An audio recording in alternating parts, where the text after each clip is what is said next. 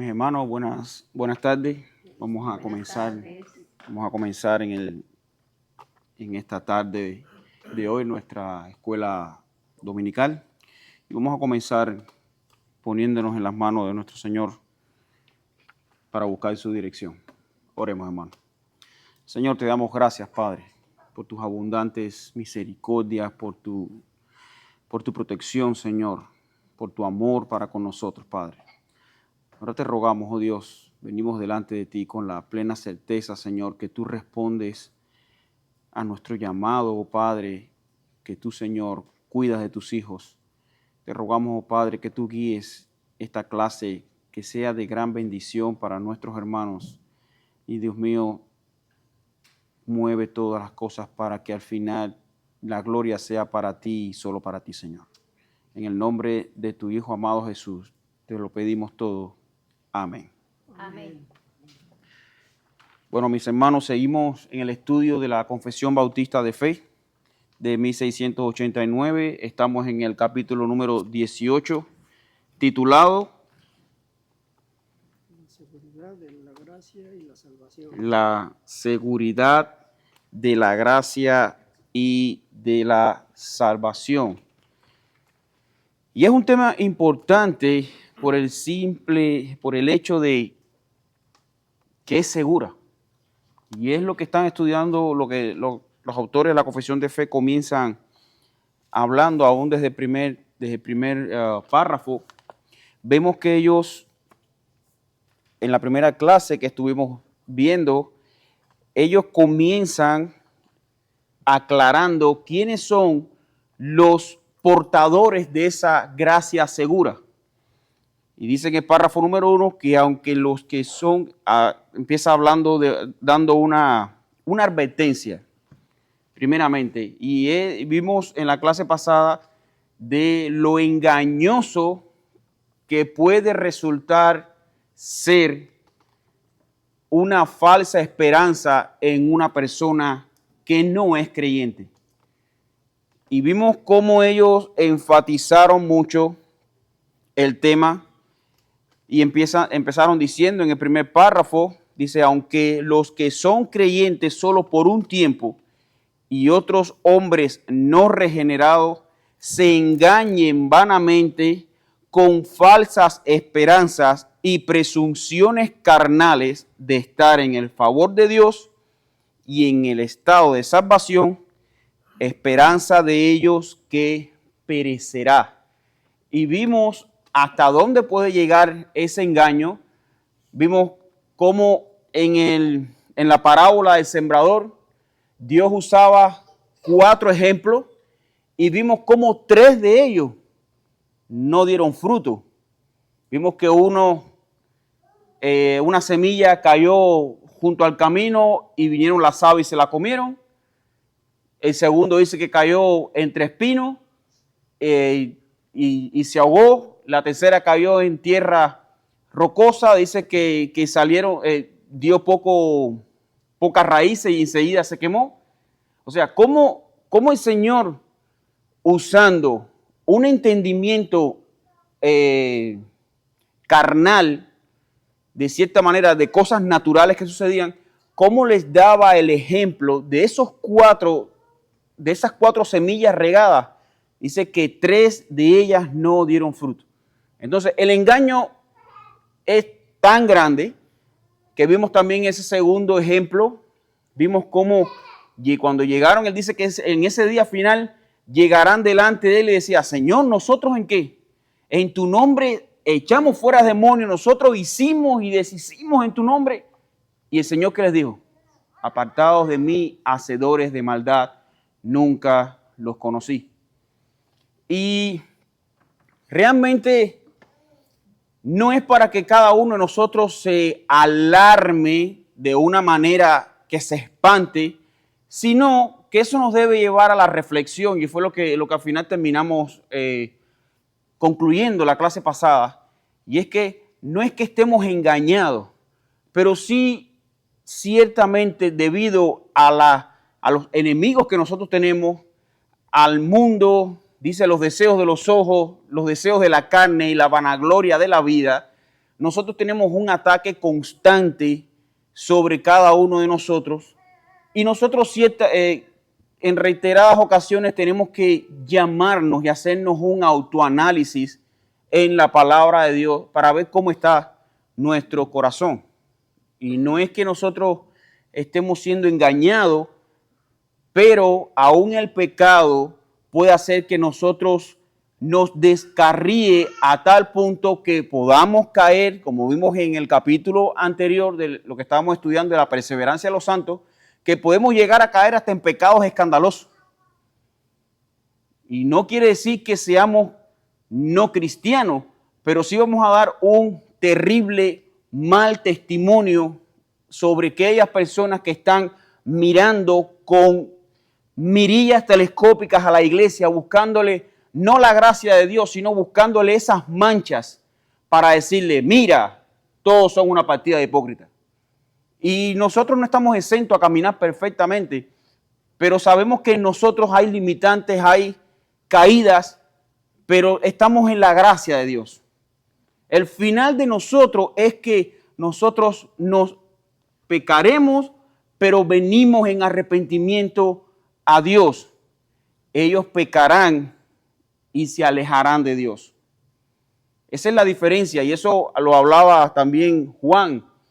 En las primera y segunda y tercera de Juan, Juan le hace una gran aclaración a la iglesia y dice que nosotros nos distinguiremos por varios aspectos que vamos a estar viendo al final de este párrafo y precisamente vamos a estar mirando primera de Juan capítulo 3 y ese capítulo 3 de la primera carta de Juan es única y exclusivamente yo la pudiera catalogar como un catálogo de conducta o de autoexamen para el corazón del cristiano dentro de la iglesia.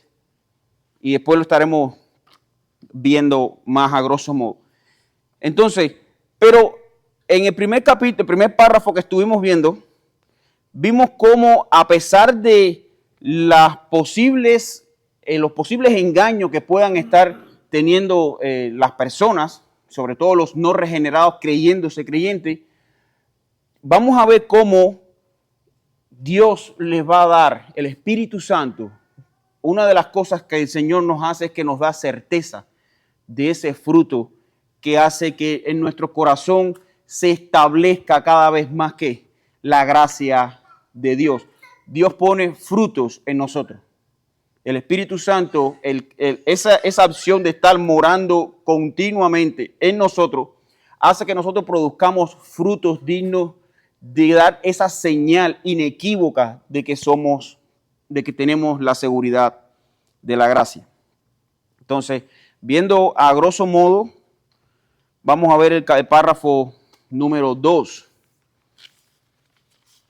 Y dice los autores de la Confesión de Fe que van a venir como título, estaremos viendo seguridad de la salvación y vamos a ver 3 fundamentos principales que dan testimonio o que validan la seguridad de la salvación. Y aquí los autores de la Confesión de Fe, ellos tratan el tema de la seguridad de la salvación como una certeza. Y esta palabra, la palabra certeza, la palabra infalibilidad, que vamos a estar también tocando, y de hecho lo estuvimos viendo desde el capítulo pasado, la palabra infalibilidad. ¿Qué significa infalible? No falla. Entonces, esa palabra como tal son 2 palabras en una. Dice que no engaña. Cuando algo es infalible, es algo que inequívocamente nos va a engañar. Y precisamente esa es parte del apellido que viene con la gracia. Es una gracia infalible. Entonces, los autores de la Confesión de Fe van a estar desarrollando este segundo punto y nos podemos estar viéndonos o preguntándonos en la clase de hoy 2 preguntas. ¿En qué está basada o fundamentada esta certeza? Dice los autores de la Confesión de Fe. y la palabra también lo dice, pero bueno, ya después lo vamos a anclar esta enseñanza con la palabra de Dios, que esto es una certeza, el título lo dice, de la seguridad, de la gracia y la salvación. Y segundo, vamos a estar viendo, hay más de un fundamento que podamos ir viendo para que tengamos esa certeza. Hermano, la respuesta a esto lo vamos a estar viendo, lo vamos a estar desarrollando en este segundo párrafo, pero sobre todo, el fin principal que los autores de la confesión de fe están buscando en este capítulo es precisamente no ponerle la seguridad en el creyente, porque ya el creyente tiene esa seguridad, sino que el creyente viva teniendo esa seguridad. Y es precisamente uno de los grandes problemas que traen cuando nosotros siendo tentados, hemos a lo mejor caído, estamos luchando en esas luchas espirituales, y es que lo primero que ataca el enemigo es que sembrándonos esa duda de que tú de verdad te crees que tú eres creyente actuando de esa manera. Tú crees que Dios realmente te ha perdonado, ha muerto por ti y mira tú las cosas que estás haciendo. O sea, son esas luchas que a veces nosotros le compramos al diablo sabiendo que ya Cristo pagó por el perdón eterno y completo de nuestros pecados. Pero ahí volvemos de nuevo a caer en lo mismo. Y esto me hace alusión en los años 1600, cuando estaba aquí la esclavitud estaba bien sembrada aquí en los Estados Unidos. Llegó un momento en cuando se abole la esclavitud.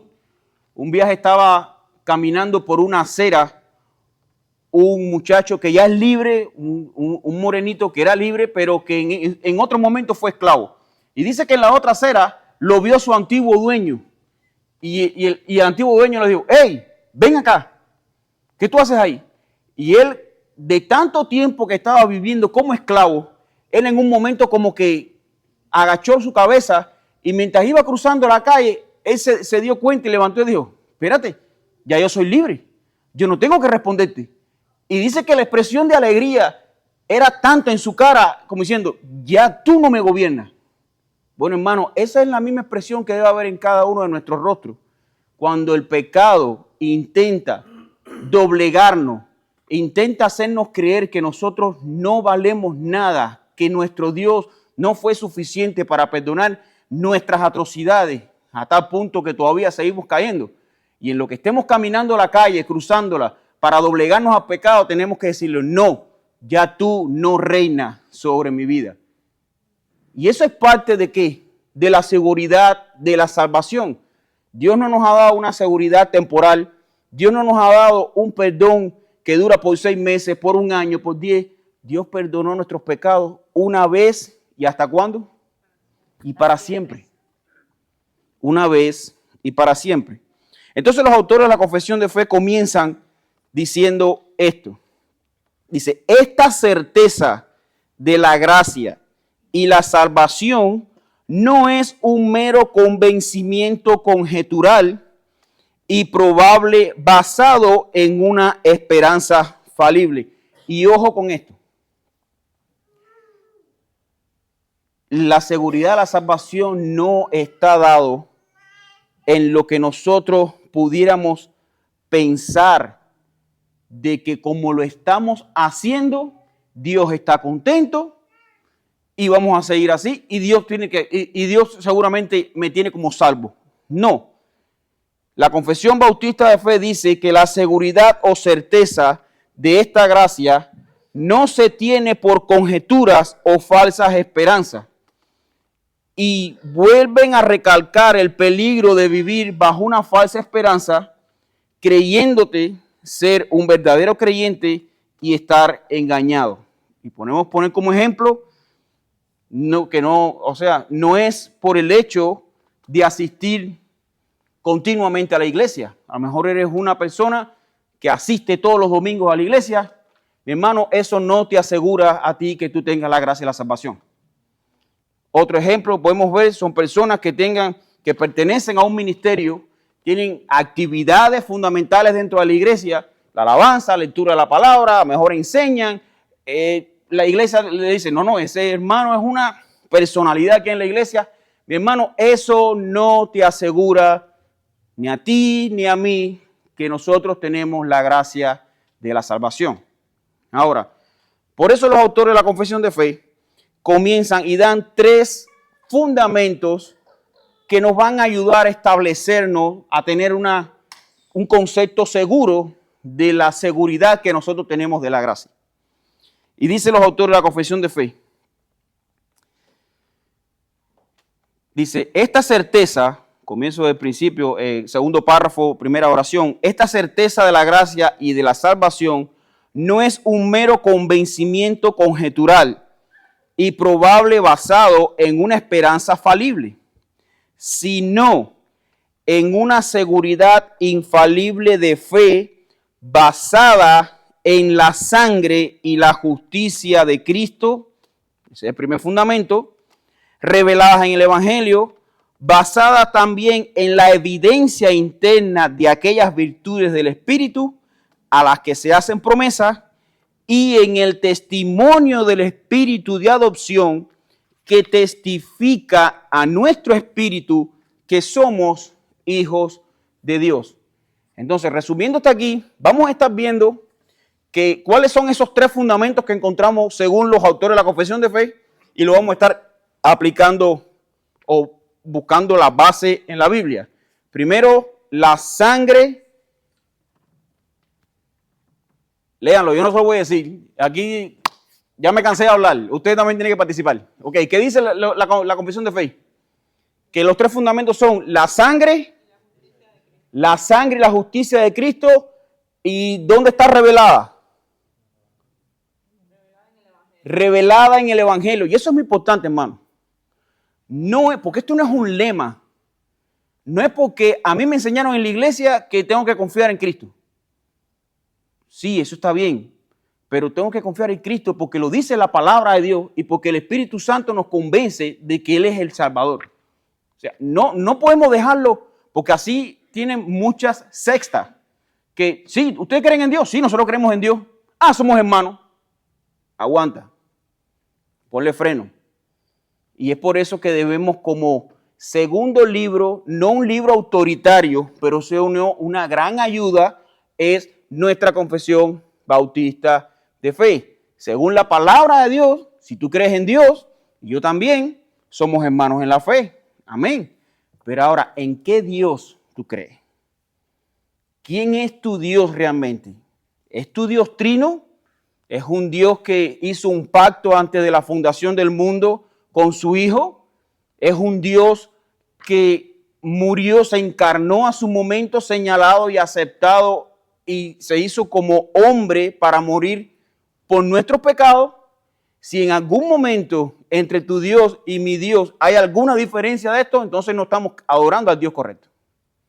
Pero eso lo podemos ver primero en la palabra de Dios, que es nuestra regla de fe y práctica, y segundo, en las doctrinas resumidas que nos ayudan los autores de la confesión de fe.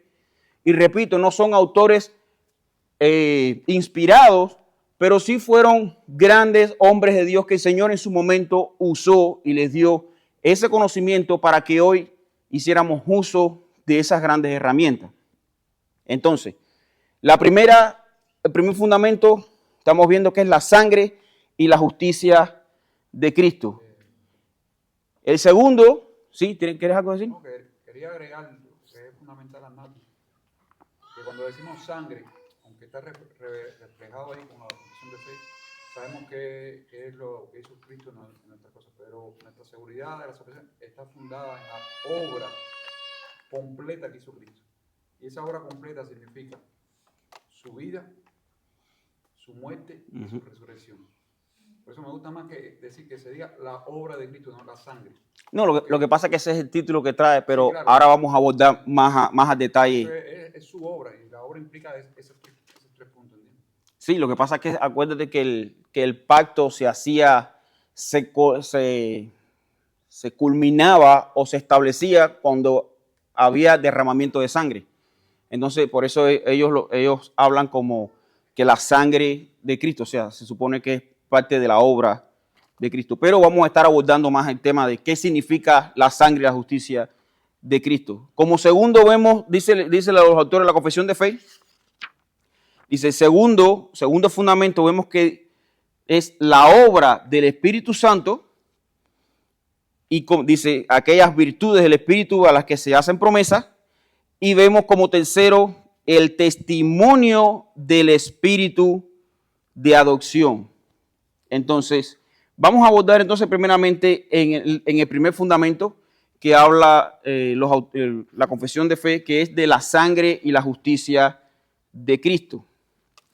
Bueno, los autores de la confesión de fe, o sea, hablan acerca de tres fundamentos de la seguridad de la gracia: la sangre y la justicia de Cristo revelada en el Evangelio, y esta indica también, cuando hablamos de la sangre y la justicia, es como decía mi hermano, que es la obra resumida y suena mejor decir la obra de Cristo, pero es que parte de la obra de Cristo fue ese derramamiento de su sangre.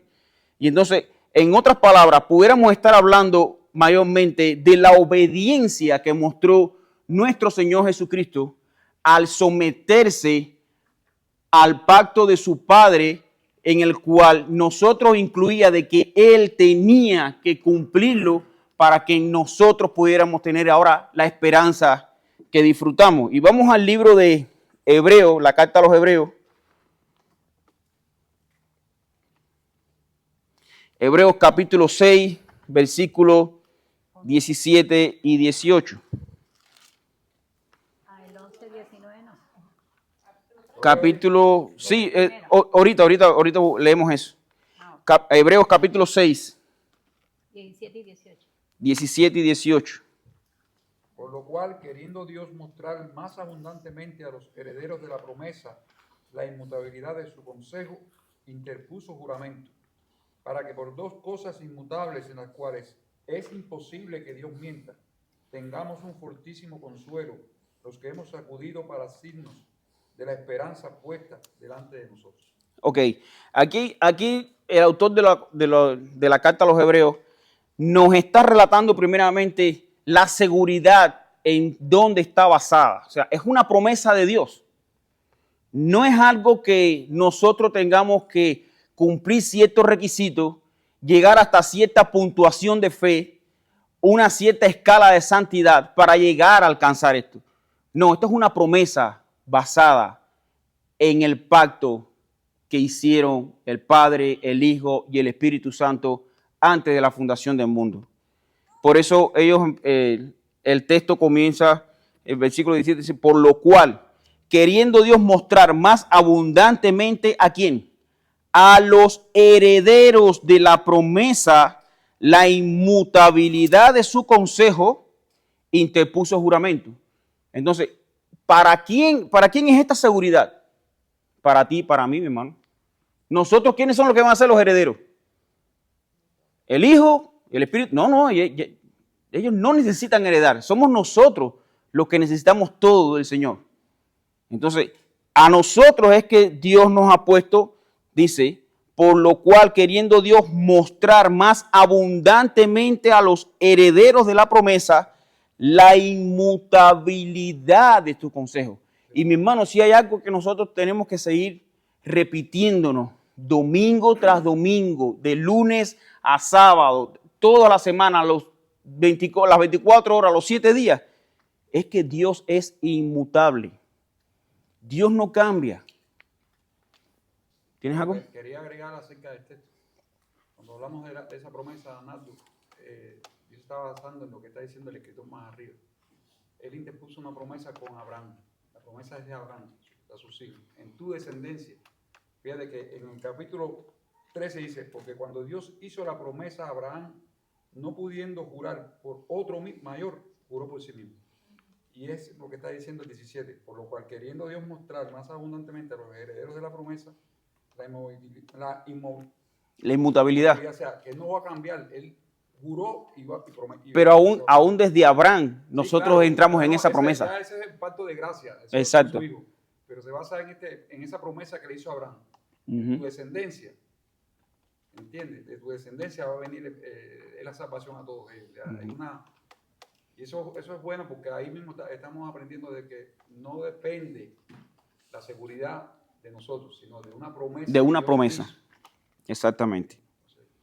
Eso no Pero es bueno saber eso.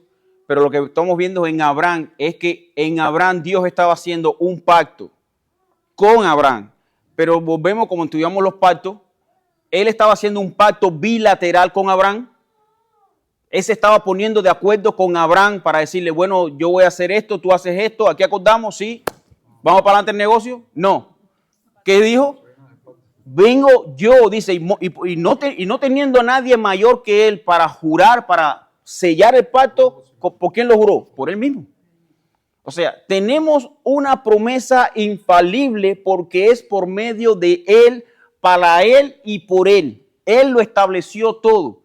De hecho, cuando estudiamos en Génesis, cuando estudiamos esto, dice que yo haré pacto con vosotros. Pero dice, yo lo haré.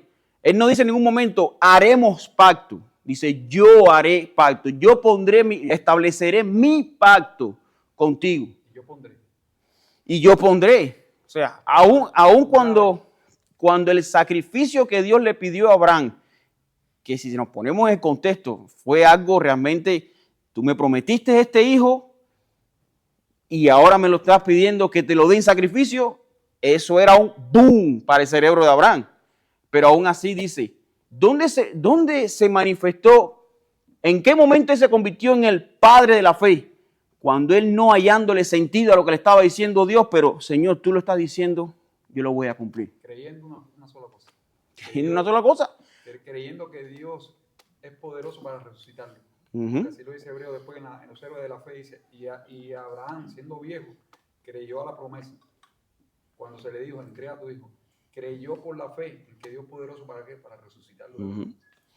Pero eso era algo, sí, no, algo tremendo, ¿no? Era su único hijo. ¿Qué quería en la resurrección de que si lo ofrecía como Dios le pedía, es que Dios le había dicho, de tu simiente haré todas las naciones? Él sabía que aunque él matara a su hijo en obediencia a Dios, es poderoso para resucitarlo. Exacto. Esa es la fe en Abraham. Ahora, retomando de nuevo el tema, estamos viendo la obra de Cristo, que es por su sangre. Uno de los fundamentos de la seguridad de la salvación es la sangre y la justicia de Cristo. Y vamos a Hebreos capítulo 7, versículos del 20 al 26.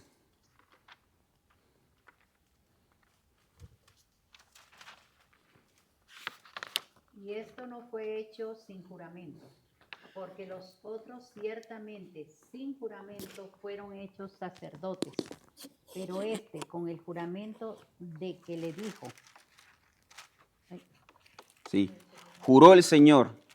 Ya va, la página no me pasa. Juró el Señor y no se arrepentirá. Tú eres sacerdote para siempre, según el orden de Melquisedec. 22. Por tanto, Jesús es hecho fiador de un mejor pacto. 23. Vamos a seguirlo leyendo, hermana, hasta el 26. Ok. Y los otros sacerdotes llegaron a ser muchos, debido a que por la muerte no podían continuar. Mas este, por cuanto permanece para siempre, tiene un sacerdocio inmutable, por lo cual puede también salvar perpetuamente a los que por él se acercan a Dios, viviendo siempre para interceder por ellos. Porque tal sumo sacerdote nos convenía, santo, inocente, sin mancha, apartado de los pecadores y hecho más sublime que los cielos. Amén. Amén.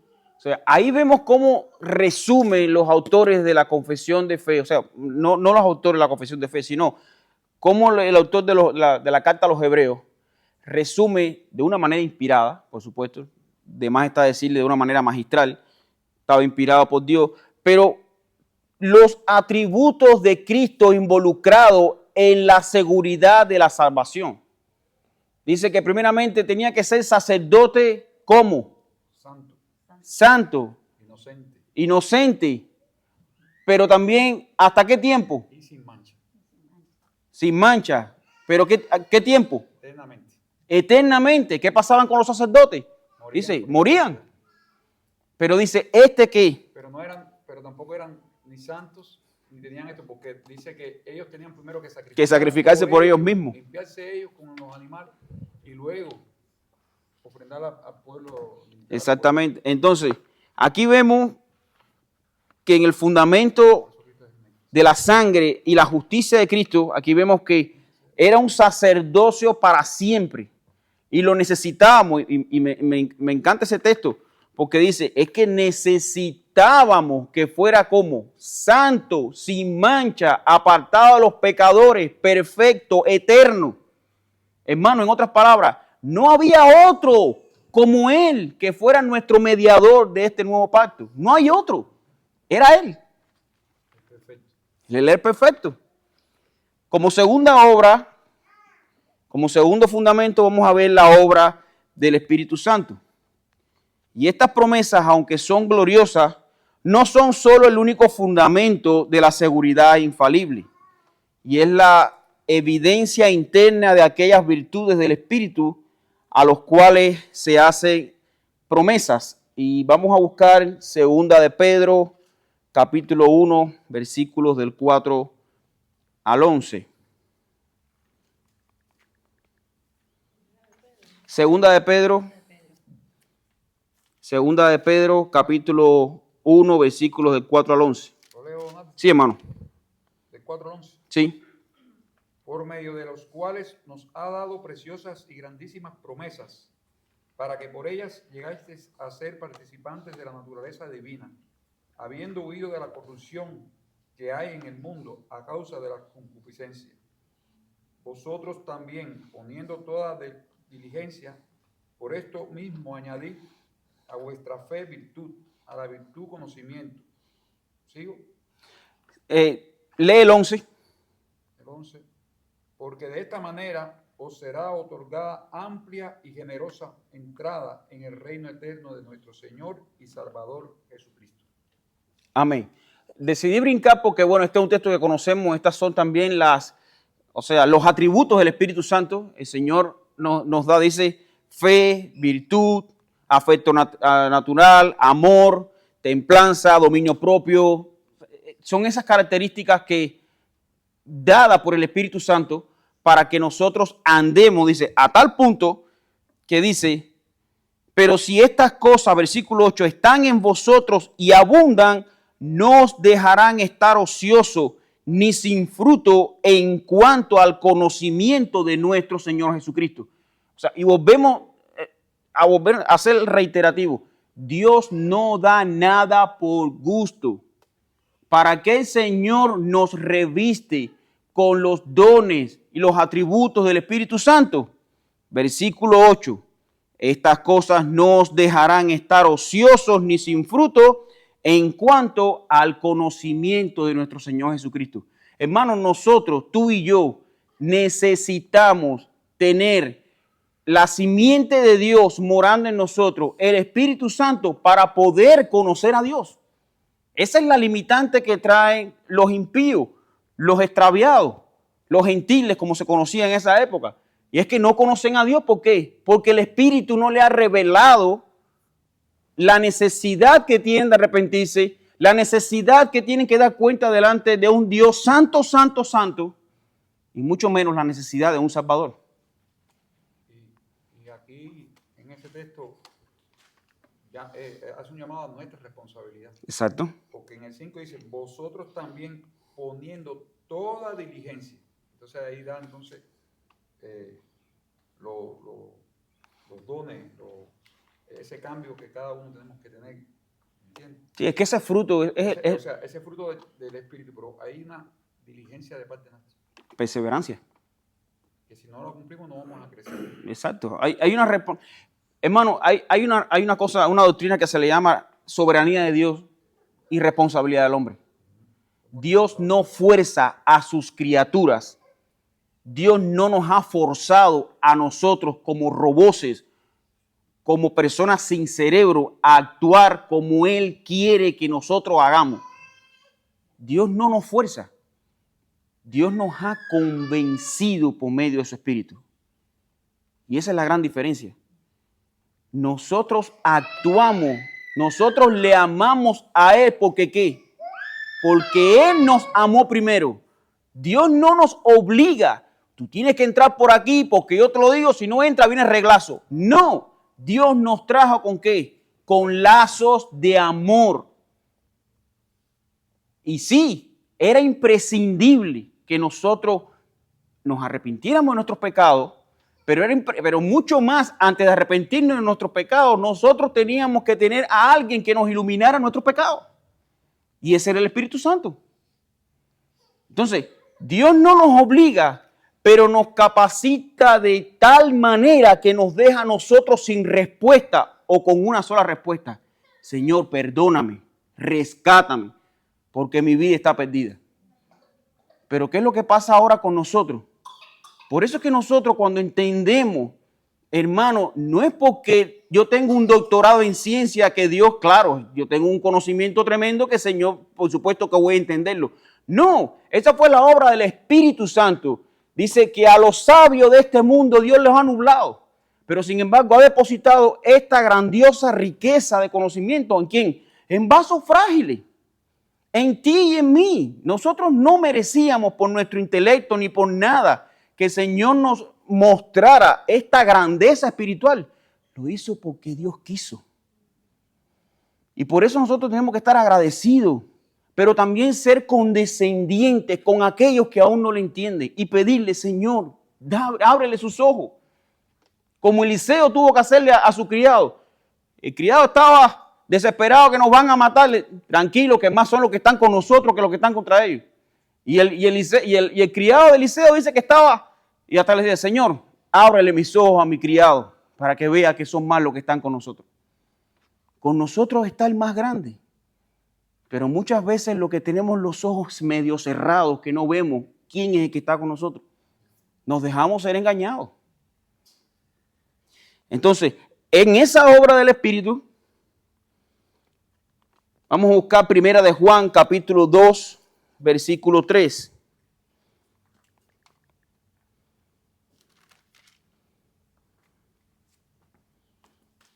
Primera de Juan. Sí, hermano. Capítulo 2, versículo 3. Y Él es la propiciación por nuestros pecados. Primera de Juan, capítulo 2, versículo 3. Yo la tengo. Versículo 3. Sí, Sí, pero me está leyendo el 2. y en esto, Primera de Juan, capítulo 2, versículo 3. Ah, el 3. ¿Sí? bueno, y en esto sabemos que nosotros le conocemos si guardamos sus mandamientos. Capítulo 3, versículo 14. Es que estabas leyendo el 2, mi hermano. Nosotros sabemos que hemos pasado de muerte a vida, en que amamos a los hermanos. El que no ama a su hermano permanece en muerte. Versículo 18. Hijitos míos, no amemos de palabra ni de lengua, sino de hecho y en verdad. Hermano, la obra del Espíritu Santo se hace evidente en nosotros por la obra que produce en nosotros. Nosotros no estamos llamados a hacer al quietismo. No, nosotros debemos estar en obediencia, pero una obediencia activa, una obediencia que responde a esta manera, a obedecer sus mandamientos y a mostrarlo a través de ¿qué? Del amor hacia nuestros hermanos. Y vamos a estar, y más adelante vamos a ver, como tercer fruto, vamos a ver el testimonio del Espíritu Santo. Y es lo que recalcan los autores de la confesión de fe. Dice que primeramente el fundamento de la seguridad está basado en la sangre, la obra, la justicia de Cristo revelada en el Evangelio. No es, y esto es importante, hermano, nosotros obedecemos a Cristo, obedecemos sus mandatos porque están en los evangelios. Es el corazón del evangelio. Cristo, predicar a Cristo y este crucificado, es lo que decía el apóstol Pablo. No es porque venga nadie a decirme esto es lo que tengo que hacer. No, es porque la palabra de Dios lo dice. Es Dios hablándonos por medio de su evangelio. No hay nadie. Por eso Pablo le decía a los Gálatas, que dice, si alguno de nosotros viene con otro evangelio, tenlo como qué, como anatema, como maldito, porque el evangelio ¿en qué se resume? Que el Hijo de Dios vino, murió por nuestros pecados y resucitó para darnos esperanza. Así como Él fue levantado, así se levantarán todos aquellos que en Él crea. Para los que en Él crean no se pierdan, sino que tengan vida eterna. Ese es el evangelio. Nosotros merecíamos la culpa, estar clavados en la cruz, que Él fue quien tomó el lugar por nosotros. Entonces, ese testimonio es lo que dice Romanos capítulo 8, versículos del 15 al 16, que no solamente es la obra del Espíritu, sino que el mismo Espíritu empieza a darle testimonio de esa seguridad de salvación. ¿Qué dice Romanos capítulo 8, versículos 15 y 16? Pues no habéis recibido el espíritu de esclavitud para estar otra vez en temor, sino que habéis recibido el espíritu de adopción, por el cual clamamos, Abba, Padre. 16. El Espíritu mismo da testimonio a nuestro espíritu de que somos hijos de Dios. Y leamos el 17 de paso. Y sí, hijos, también herederos, herederos de Dios y coherederos con Cristo, si es que padecemos juntamente con Él, para que juntamente con Él seamos glorificados. Hermano, no solamente Dios, y hay un texto creo que es en Colosenses, que dice, Dios no solamente nos ha concedido que creamos en Él, sino también que padezcamos por Él. O sea, es una concesión. Sufrir por Cristo no es una tortura, es una bendición, es la marca distintiva del creyente. Y aunque no necesariamente, hermano, sufrir será que seamos agarrados por los impíos y que nos caigan a latigazos de afuera. No, sufrir eso por estar el rechazo de todo el mundo diciéndonos tontos. ¿Por qué tú crees? Mira, si Dios ni existe, tú no lo ves. No, pero nosotros estamos seguros en quien creemos. La fe verdadera no es que hay que ver para creer. La fe verdadera es saber que aunque no lo veamos, Él es. Él es. Porque Él nos los ha revelado. Sí, mi hermano. Siempre que leí este versículo de Romanos, donde dice que el Espíritu da testimonio a los espíritus que somos hijos de Dios, yo siempre me preguntaba, entiendo un poco más, pero me gustaría si podrías cómo es que el Espíritu de Dios nos da testimonio a los espíritus que somos hijos de Dios. Bueno, a través precisamente de esas obras que nosotros hacemos de antemano, que Dios hizo de antemano para que nosotros andemos en ellas. Ese mismo proceso de arrepentimiento. Antes, cuando el Espíritu Santo no estaba en nosotros veíamos el pecado, realmente los frutos de nuestros pecados los veíamos como galardones. Hoy nos arrepentimos de las cosas que hicimos. Y eso es precisamente, antes andábamos en nuestro espíritu. Nuestro espíritu no se somete a la ley de Dios. Pero ahora ese testimonio, el testimonio del Espíritu Santo, una vez que está morando en nosotros, le da testimonio a nuestro espíritu ¿en qué? En que ya nosotros no nos gozamos en lo que naturalmente hacíamos. Ahora nosotros tenemos una naturaleza renovada, una mente renovada, una conciencia, un raciocinio que nos hace que nosotros nos inclinemos menos al mundo y más a las cosas de Dios. En eso se basa el testimonio del Espíritu. Porque ahora deseamos hacer las cosas, la voluntad de Dios, lo que antes no hacemos. Exactamente. Nosotros ahora deseamos hacer la voluntad de Dios. Tendremos lucha, mis hermanos, pero la diferencia es que a nosotros nos duele fallarle a nuestro Dios. Ahora, como siempre he dicho otras veces, no nos contentemos en que solamente nos duele fallarle a Dios. No, contentémonos con que saber que le duele fallarle a Dios, pero que Dios se goza en que nosotros perseveremos en la gracia. Y para eso Dios nos ha dado múltiples herramientas. O sea, los medios de gracia que le hemos estudiado, la lectura, la oración. Entonces, seguimos. Primera de Corintios capítulo 2, versículo 12.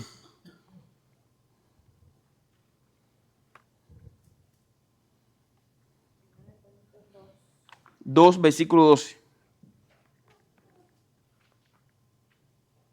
Y nosotros no hemos recibido el espíritu del mundo, sino el espíritu que proviene de Dios, para que sepamos lo que Dios nos ha concedido.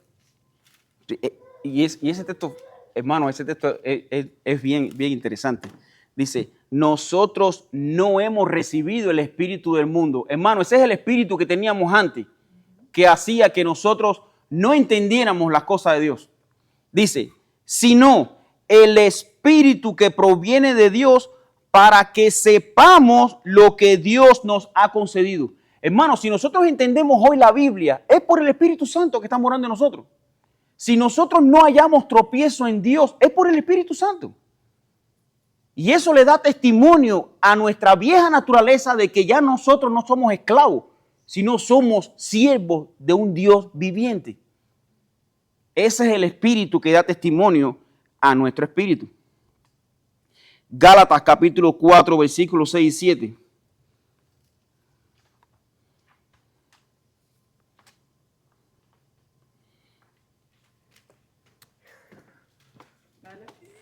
Y por cuanto sois hijos, Dios envió a vuestros corazones el espíritu de su Hijo, el cual clama, Abba, Padre. Así que ya no eres esclavo, sino hijo. Y si hijo, también heredero de Dios por medio de Cristo. El Espíritu ahora mora en nuestros corazones. Versículo 6. Y por cuanto que ya nosotros no es que seamos amigos, nosotros no somos conocidos, nosotros Dios nos adoptó como hijos. Y por tanto, dice, Dios envió a nuestros corazones el espíritu de su Hijo. Y así que ya no somos esclavos, sino hijos. Y si hijos, también herederos de Dios por medio de Cristo. Mis hermanos, nosotros no tenemos motivo alguno para dudar de la gracia y la salvación de nuestro Señor Jesucristo. Y esto es lo que concluye el párrafo número 2.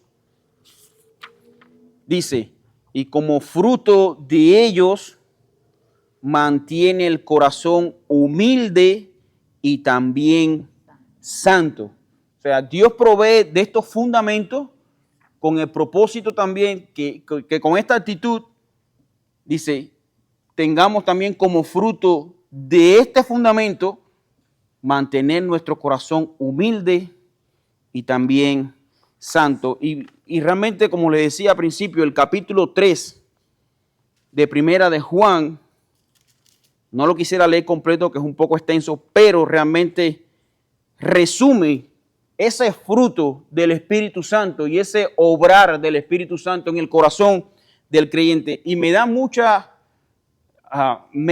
la atención que no estamos hablando de un creyente separado de la iglesia. No es solamente en la vida del creyente, sino en el creyente cuando se reúne con sus hermanos. Y dice, mirad cuál amor nos ha dado el Padre para que seamos llamados hijos de Dios, porque el mundo no nos conoce, porque no le conoció a Él. Amados, ahora somos hijos de Dios, y aún no se ha manifestado lo que hemos de ser, pero sabemos que cuando Él se manifieste, seremos semejantes a Él, porque le veremos tal y como es Él. Y todo aquel que tiene esta esperanza en Él se purifica a sí mismo, así como Él es puro. Todo aquel que comete pecado infringe también la ley, pues el pecado es infracción de la ley. Y sabéis que Él apareció para quitar nuestros pecados y no hay pecado en Él. Todo aquel que permanece en Él no peca. Todo aquel que peca no le ha visto ni le ha conocido. Hijito, nadie os engañe. El que hace justicia es justo como Él es justo. El que practica el pecado es el diablo, porque el diablo peca desde el principio. Para esto apareció el Hijo de Dios, para deshacer las obras del diablo. Todo aquel que es nacido de Dios no practica el pecado, porque la simiente de Dios permanece en él y no puede pecar, porque es nacido de Dios. En esto se manifiestan los hijos de Dios y los hijos del diablo. Todo aquel que no hace justicia y no ama ¿a quién? Dice el texto. A su hermano. Y no estamos hablando del hermano de sangre, el que nació contigo, el que estaba al lado tuyo en la cuna. Estamos hablando de tu hermano en la iglesia. Dice, y en esto se manifiestan los hijos de Dios y los hijos del diablo. Todo aquel que no hace justicia y el que no ama a su hermano no es de Dios. Por eso, hermano, tú puedes tener a un hermano por 20 años sentado en el lado de tu asiento en la iglesia, en todos los cultos, pero sentir esa persona un odio tan grande en su corazón. ¿Por qué? Porque la gracia de Dios no ha sido efectiva en él. Y como dice Juan, dice, ellos al final, ¿qué? Hermano, ese tipo de persona se va a ir, y se va a perder. Pero no es porque él haya perdido la salvación, simplemente porque no era de él. Nunca lo tuvo. Ahora, el que es de él, aunque se aparte de la iglesia, vendrá de rodillas pidiendo perdón. ¿Por qué? Porque es de los nuestros. Ahora, esa garantía de la seguridad de que vamos a estar unidos con esa seguridad de creer en Cristo, eso lo da el Espíritu Santo. Y sí, hermano, es algo que nos va a dar la seguridad en esta vida de que somos creyentes. Nosotros no vamos a estar viviendo de que, bueno, yo estoy viniendo a la iglesia porque el Señor lo manda, leyendo la palabra de Dios que nos pone en el mensaje de WhatsApp para ver si el Señor permite. No, mi hermano, en esta vida tú puedes vivir completamente convencido de que tú eres un hijo o una hija de Dios. De hecho, esa es la base principal para poder hacer todo lo demás. Nosotros no leemos la Biblia y oramos para ser convencidos de que somos hijos de Dios. Nosotros somos convencidos de que somos hijos de Dios y por eso leemos la Biblia y oramos. Esa es la obra del Espíritu Santo. Si lo hacemos al revés, el Espíritu Santo no nos está dando testimonio a nuestro espíritu de que somos hijos de Dios. Pero si lo hacemos como es, que porque somos hijos, anhelamos la necesidad de orar, anhelamos la necesidad de tener un tiempo con Dios y leer la Biblia, ese es el que el Espíritu Santo que le está dando testimonio a nuestra naturaleza de que ya nosotros no practicamos el pecado, de que ya nosotros no somos esclavos, sino que nosotros somos hijos de Dios y coherederos de la gracia con Cristo. Fin de la cita. Vamos a orar, hermano. Señor, te damos gracias, Padre, por tus abundantes misericordias. Gracias, Señor, por recordarnos, nosotros que somos olvidadizos, Señor, que somos turbados por las presiones de este mundo, por el pecado, por las tentaciones. Pero, oh Señor, tú nos has prometido, tú nos has dado fundamentos que creamos fervientemente de que somos tus hijos. Gracias, Padre Santo. En el nombre de tu Hijo amado Jesús, te pedimos que nos sigas guiando, nos sigas cuidando, Señor. Gracias por tu sacrificio, por tu obediencia, por tu ordenanza, oh Dios. En el nombre de tu Hijo Jesús te lo pedimos y te damos gracias. Amén, Señor.